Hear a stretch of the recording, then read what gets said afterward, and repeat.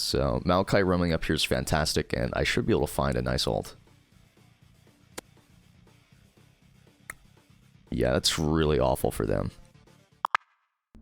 Hey guys, and welcome back to another educational video. Today we're going to be playing Vex versus Viktor. This is a pretty common matchup because Viktor is extremely strong in the current patch.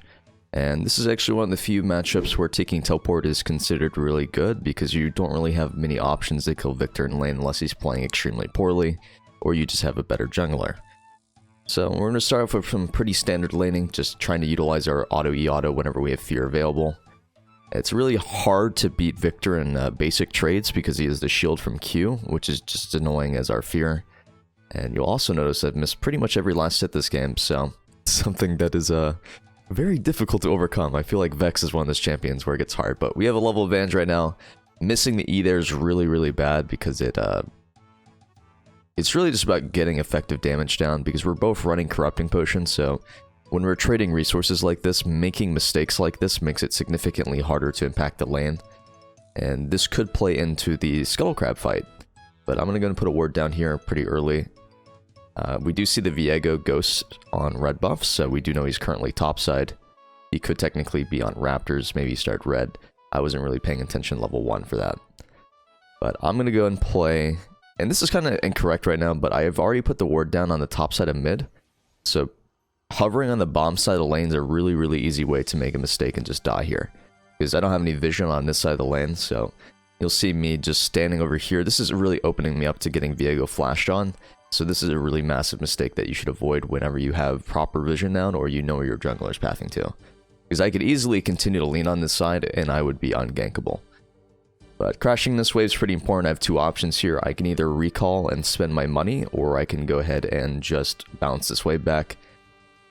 You'll see that I'm trading a little bit too much here. I should already just be resetting. We find a nice gank topside. But Viktor, fortunately, isn't really able to freeze this wave because the minions were too low. So I'm going to be able to find a decent recall timer here. And it's really important when you're running Time Warp Tonic to do this whole trick here where you go in and out while popping Corrupting Potion. This is because it naturally takes a long time to regenerate your resources in spawns. So using your Time Warp gives you HP and mana, and you can trigger the instant restore effect over and over. So this helps you get back to lane faster. And Diana catches the wave right there and pulls it to the side. So this set up a freeze for me, which kind of forces Viktor TP if he's not paying attention. I instantly push the wave here, and the only reason why I'm doing this is because my Diana is looking for an invade, which is why I want to make sure that I'm not losing too much for leaving. So we're going to go and rotate down here. Viktor's already TP'd. And this fight's extremely winnable, just because we've already disengaged one of them. I'm going to go and find a double fear here. And this is really good for us, because they're targeting everyone but us, so we just get a bunch of DPS off for free. And since they're all using dashes like Flash, I just get multiple Doom and Gloom effects here. But we should be able to run Jinx down here, and this is going to go ahead and give us another kill for free. The LT on her is actually ridiculous. I'm about to die to her 1v1. If she got one more auto off, I think the Zap actually would have just straight up killed me. But I really need Yassuo to go mid here. Him catching mid wave is super important because I have to push one more wave in bottom. So just in case, he's not really going to get anything by going bottom. And I really need to force Leona off the wave so that her ADC loses some CS. So I'm just going to hard commit here. And Viego behind us, so I'm just going to go and run the Leona down. And unfortunately, I am going to die to tower. I'm still going to die to Viego, which sucks because I do have a shutdown. If I was more focused on wave clearing, the best option here would have been Lost Chapter so that I could deal with the Viktor in lane and just continuously EQ spam the wave. But tier 2 gives me extra damage output. Technically, the damage output on Lost Chapter and Sork Boots are almost the exact same. If you do a full combo of both items, they both do 637 damage without the other. So it's really just dependent on your preference. Do you want tier 2 boots to roam, or do you want Lost Chapter to have a lot of mana and just a little bit higher base damage on your poke? But he needs to leave right now, so I'm going to go and push this lane, and I have another opportunity to roam. I'm going to use this to grab a ward. Roam timers don't necessarily have to be used to roam. You can use them to grab wards. You can use them to shift towards your teammates. But this could technically be a dive, but I'm going to go grab a deep ward onto Gromp. This is a really neat ward because it gives you information on where the jungle is, so that's really good for tracking where they're heading and where they are currently. And this could be a pretty easy ult setup, so I'm just going to go ahead and lead in here. And unfortunately, I suck at this game, but we do find the fear, and that should be able to set up the Diana follow-up. Unfortunately, she misplays, and she does not walk out of the W, so we don't get anything there, which sucks. But it's really good that we've chunked out Viktor really hard. Something we also could have done is we know that Viktor has no flash, so leading her ultimate was a little bit sketch. We should just ran at him and like close the gap before trying to lead with ult. So it's really important to understand that your projectile speed is decently fast, so the more space you cover, the less time they have to react. But with Viego currently on top side of the map right now, we have a lot of pressure to put onto Viktor if we want to. It's just that we've run out of mana. We've got really nothing that we can do. Jace getting a nice 1v2 kill top is pretty nutty, honestly.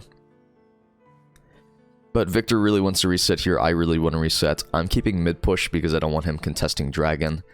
This play doesn't really matter too much because we already have control over the dragon pit. But this does give me the opportunity to buy Lost Chapters straight up off of the tower plating, which is a really effective reason to stay. Because if we've already taken both objectives and I don't necessarily need to be there for anything, it's fine for me to tempo slow on my reset.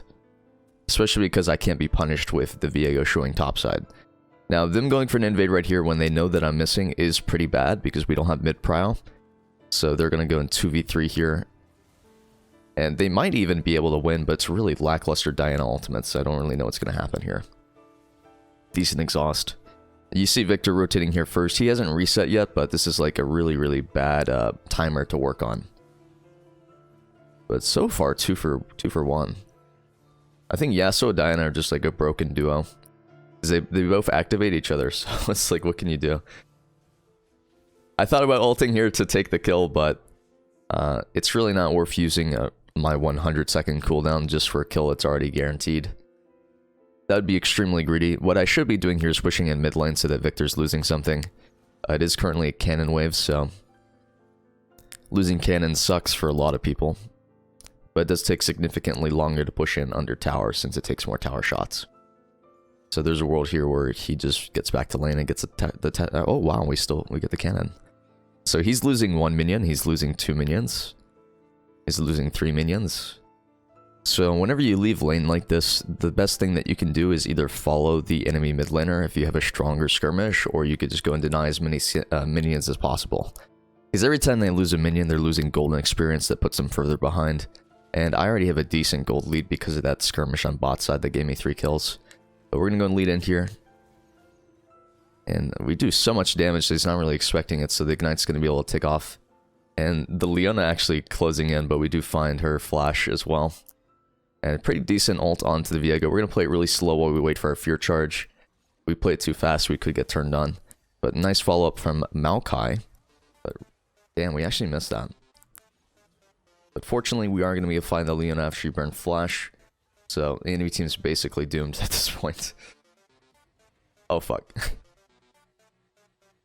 Wow, that was close. But the best thing we could do right now is just reset. Next objective really on the map is to take Rift Herald pre-14. That helps with taking mid tower, top tower. But this game we are going to be going Everfrost. And the reason why we're going Everfrost is you take a look at my team composition.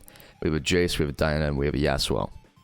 We don't really need more damage on myself. Like, we already have so much DPS that it's kind of overkill. So Everfrost gives me utility, gives me survivability. I feel more confident engaging for my team, so I'm more of like an off-tank for Diana and Maokai. If I go Ludens here, I definitely can one-shot the Viktor, the Jinx, and the Camille for the most part, but it's not necessary, because I already do so much damage to win that in the first place. But we're going to go and collapse on these people up here and see if we can find something. Break blast cones so they don't have an escape route. But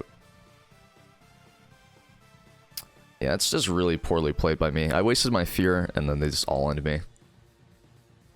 We should be able to find 2 here, I think, though, which would be fantastic. But Jace just hammer formed on nothing, so maybe we don't find anything at all. Because we're not really in a position where we're forced to make plays. Like, we're so ahead that just playing slowly and making only consistent gameplay basically guarantees that we win. This is really an overextend from them. Like, they do not have the resources available to this. So they've already burned most of their ultimates in that last fight. So Maokai roaming up here is fantastic, and I should be able to find a nice ult. Yeah, that's really awful for them. Now, they do get the Rift Herald, but the Rift Herald isn't too meaningful. Oh my god, I missed my ult.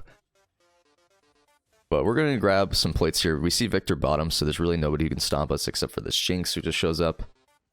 And just staying in lane and putting pressure is going to create pressure for Yassuo bottom if he wants to take bot tower. Looks like Viktor's getting cut out by Diana. But we do have Everfrost, so I think I might be able to kill her. Okay, never mind. I think if it came up like half a second sooner, I would have been able to one-shot her Fake Knight.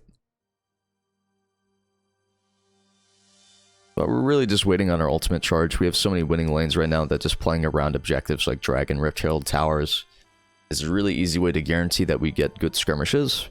When you have a team composition that specializes in skirmishing, and to be honest, Vex is classified as a champion that literally just wants to skirmish, it's always really important to fight around objectives that force fights. So for example, doing Dragon, you either get Dragon for free, or you get an opportunity to fight around Dragon for free. So it's a win-win. Just by setting up a Dragon, you're creating an opportunity to essentially coin flip the enemy team. Because if they fight you, they lose, and if they don't fight you, you get Dragon for free. So creating scenarios like that, always really, really valuable. We get a free Everfrost here, and really massive Maokai ultimates is going to completely debilitate them. It's almost disgusting like how unavoidable that is for them. But we will find a double, and we will find this mid tower. We see Leona and Camille topside right now, so 2 people on the map gone. The only person who could be here right now is the Viktor. But I'm going to go and rotate to this. We might be able to find something on the back end here. I really want to get that mid tower, but we do find a Camille. That's really unlucky that he dies there. And kind of a forced ultimate. I could have just waited until Maokai was in range.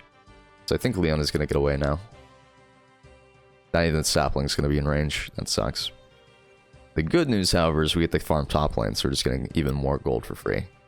And Vex is one of those champions where I fight so much that I never have high CS. I think it's really normal for me to have like 5.5 to 6 CS per minute average, compared to other like mage midges that go 7 or 8 to 9. But this game, definitely going to be able to find an opportunity to go Zhonya's. Theoretically, going Shadowflame would be more efficient and give me more opportunities to snowball. But I'm already 9-2 and 3. I have a 500 gold shutdown. Our team automatically wins off team fights if I engage. I just feel like Zhonya's is more consistent here. Shadowflame does give me a lot more damage, and I would be able to instantly one-shot a lot of their team. But you take a look at their itemization, they already have a lot of magic resist, they have a lot of damage reduction effects, they have divine sunderers. A lot of things that give them high base HP that make it harder to one-shot people. Shadowflame would make it considerably easier to get the damage in, but like we're talking about, it's just about making sure that we're able to engage. But we should be able to take this tower up here. We do see 3 people on the bottom side of the map, so there's nobody here who can really contest us. We're just too strong for them to 1v1 us. They do manage to find Jace though, which is really good for them. And this is exactly what you should be doing.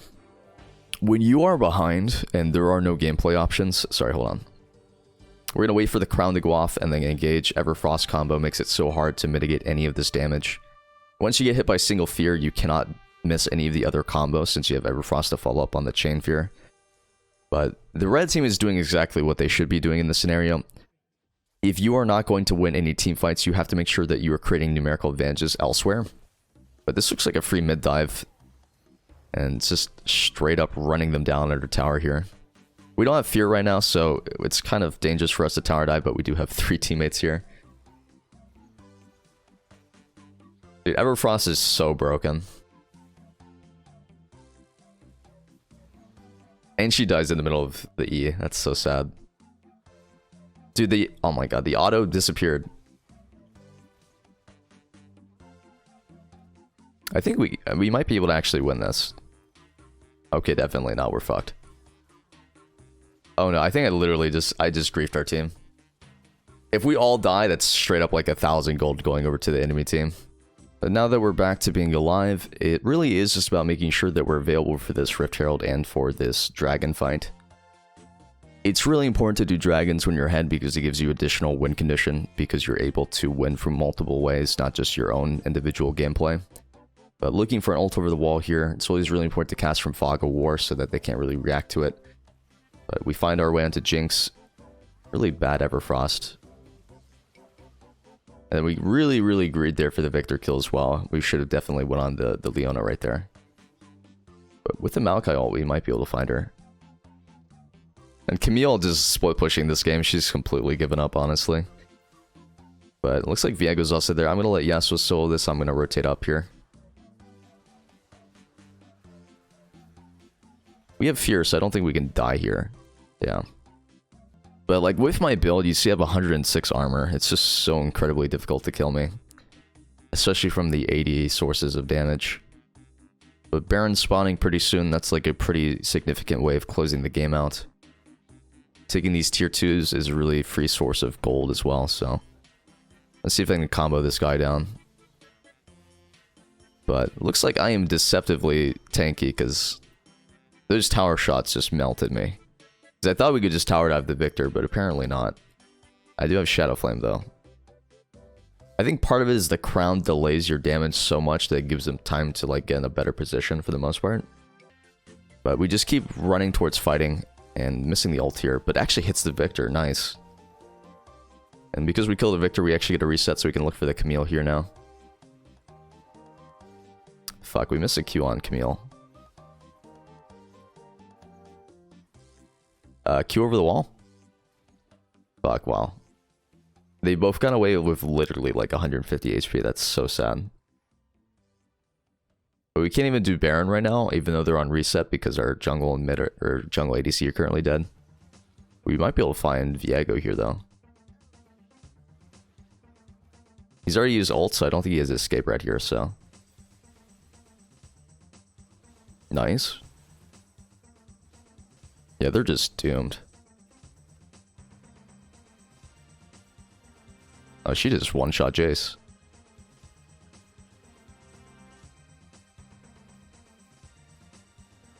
Oh, I guess she's literally just killing everybody.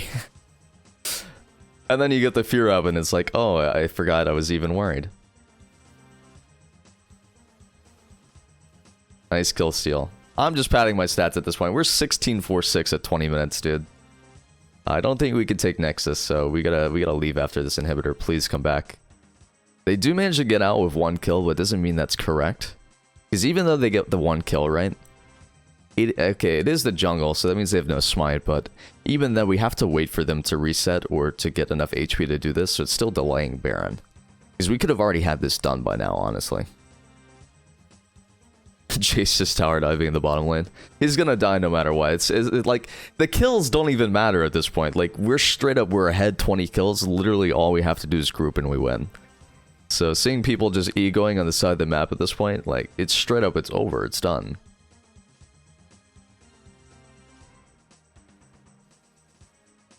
I'm gonna look for an ult opportunity here, but it looks like he's just gonna back up. I don't really have enough money to buy anything, so...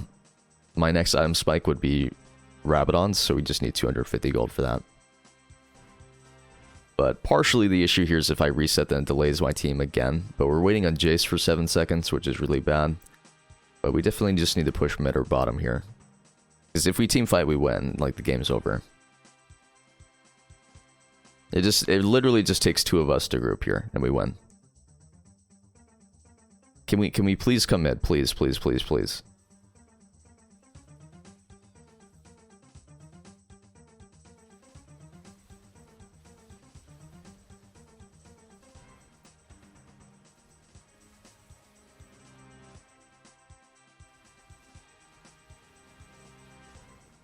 Okay, I hate my team. There's no shot we actually lose this, right? I think this is the most, like, frustrating types of games where the game is over, and you know in your head that the game is 100% over, and all it takes is executing and the game is over. But it takes so long to end the game because your teammates don't want to end the game properly. So you're now in this situation where winning feels bad because... it's either you win, which is the expected result, or you continue to throw the game and you lose. So it's not even a win-win at that point. It's literally a lose-lose. Like, no matter what, you don't feel good because the win feels shallow, or the win or the loss feels awful. But insane ult over here. We're gonna find the Camille. I apparently missed my full combo on her from casting backwards, which is cringe. But we might be able to find Viego here. No, we don't. Unlucky. But with 2 people missing, we have pretty much full control here. We theoretically, if we find 1 pick here, we could also just end the game straight up, which would be nice. So looking for that, really.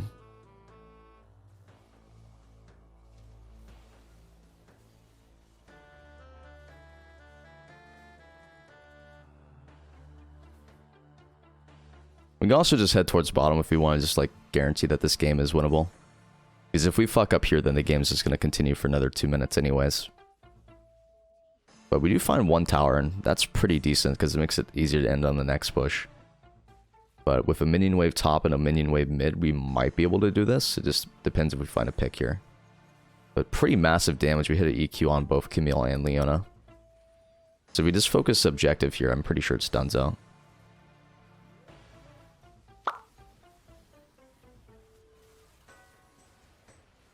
I can't even see my hitbox, dude. And we miss all. Yikes. Alright, GG's. Thanks for watching, guys, and I hope you have a great day. Take care.